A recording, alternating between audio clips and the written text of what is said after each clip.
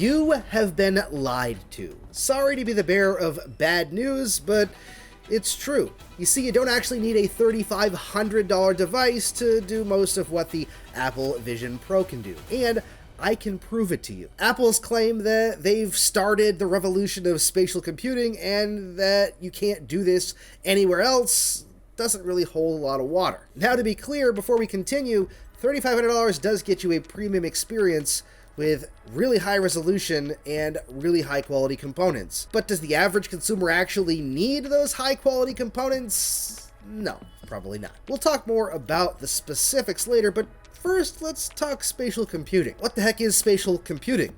Spatial computing is essentially the ability to perform computing tasks in a spatial environment.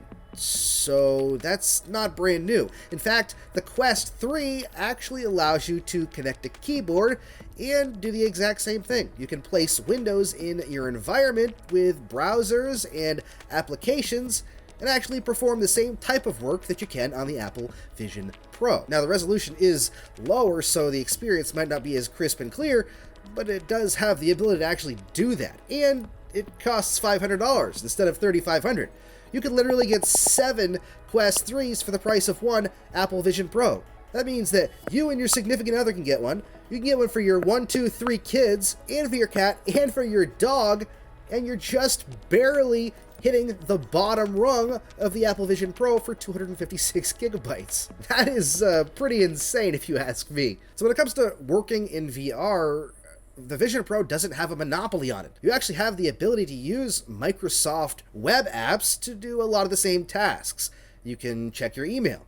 You can go on Twitter, or X if you want to call it that. You can perform productivity tasks. You can take it with you. In fact, you actually have less things to take with you because you just need the headset and a keyboard, instead of a keyboard, a headset, and a battery pack. Now, this isn't to discredit what Apple has done with the Vision Pro. I think it's a wonderful feat, but it's also massively expensive and definitely not for normal people. What about the other things that Apple claims that the Vision Pro can do that has never been done before, like watching movies in the ultimate cinema? Well, for years I've been watching movies in VR, in things like big screen VR on the Quest 1, 2, Pro, and 3, and the Quest 3 screen is incredible for watching movies. No, it's not 4K plus like the Apple Vision Pro, but it's pretty freaking good, and it's just as enjoyable, especially considering you can actually watch movies with other people. The Vision Pro looks great, but it's lonely in there. There isn't anybody else in there. And it's not like you can buy a second one unless you want to spend $3,500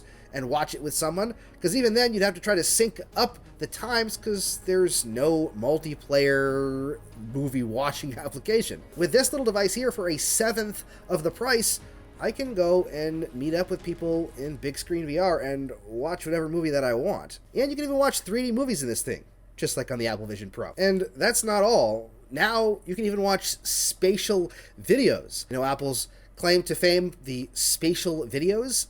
Well, they look great on Apple Vision Pro, but they look darn good on the Quest 3 as well. You may not be able to capture them on the Quest 3, but you can use your iPhone 15 Pro and transfer them using the Meta application to your Quest 3 to watch them, just like if you were watching them on the Apple Vision Pro. And the Quest 3 even has hand tracking that actually works really good too, so you can watch movies and interact with browsers and type on a virtual keyboard just as good as with the Apple Vision Pro. Now remember, none of this is to say the Apple Vision Pro isn't a technological wonder.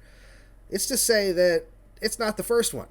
And it's also not the one that you should probably buy because it's nearly $4,000 after taxes. That's like a lot of money. House payments type of money. Used cars type of money. And on top of that, the Apple Vision Pro, while technologically great, doesn't necessarily do the same things that the Quest 3 does and give you as many options. We'll talk about that in just a second, but first, let me just mention a couple of things that set these devices apart even more aside from the price. One of them is weight. The Quest 3 is actually the smallest Quest yet, but the Apple Vision Pro, even though it's a little bit smaller, it would seem, it actually weighs more, because it's got lots of glass and metal. And now glass and metal's cool, I know it's Apple's thing, but it is heavier than the Quest 3. And that's not even including the battery that is included inside of the Quest 3. Speaking of the battery, there is an external battery that weighs nearly as much as the actual headset, so you're tethered to a battery. You do get used to that over time, but it is something to keep in mind. And then a lot of that weight is for a screen on the front of the Apple Vision Pro that literally just projects creepy eyes that don't really do that much, at least not right now. I would have rather not have all of that and have a much lighter device, or incorporate the battery in the front instead and not have a tethered battery. Now, by listening to this video, you might think I actually hate the Apple Vision Pro, and the reality is I really enjoy the device. I think for what it does it really, really well. It's the first device I would actually use over a TV or over my computer monitors if set up properly. It's that clear. I'm just trying to make the point that $3,500 is a lot of money. And for the normal consumer, the Quest 3 does 99% of what the Apple Vision Pro does. And then some. Let's talk about the then some. On top of doing all the stuff that the Apple Vision Pro does, the Quest 3 is actually a gaming platform and device as well. And it comes with these things. Controllers that the Apple Vision Pro doesn't come with, which means it's actually a legitimate gaming device. The games you can play on this thing are pretty darn amazing. Everything from Asgard's Wrath 2 to Assassin's Creed Nexus and everything in between. Tons of amazing experiences like golf, platforming games. There is a wealth of games on here. And on top of that, jumping backwards a little bit, it does mixed reality as well, which is what Apple kind of tries to refer to as spatial computing. So in mixed reality, you can play games and experiment with the environment just like you can do with the Apple Vision Pro. So you got controllers, actual gaming, which I think appeals to a lot more people than you might think, especially those invested in virtual reality or interested in virtual computing. And it's even the small things as well, like this little thing right here. This is a USB-C port. Did you know that the Apple Vision Pro doesn't have one of these? And in order to actually connect your Vision Pro to a PC, you have to buy the developer strap, which I don't even know what it is. Is it $100? Is it $120? I don't remember what the price is. With this, I can actually load things on my device, like my own movies if I want, or my own TV shows if I have things I want to put on here, or music, or take stuff off of it, or interact with it.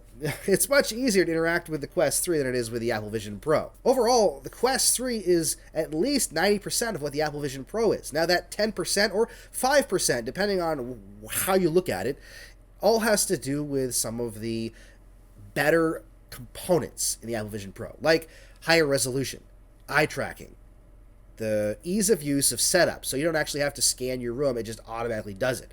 There's some things that the Vision Pro does extraordinarily well, and I love the device. I'm probably going to continue to use it, but I'm also going to use my Quest 3 for a lot of it because I love my Quest 3, and it does most of what the Apple Vision Pro does. If anyone came to me and asked, should I get an Apple Vision Pro or a Quest 3, I would immediately say Quest 3, no matter how much money you have, because even though the Apple Vision Pro is fantastic, if you're looking to do just a few things or casually use a VR device, whether it's gaming, movies, or whatever, I'd recommend the Quest 3 because it does what the Vision Pro does.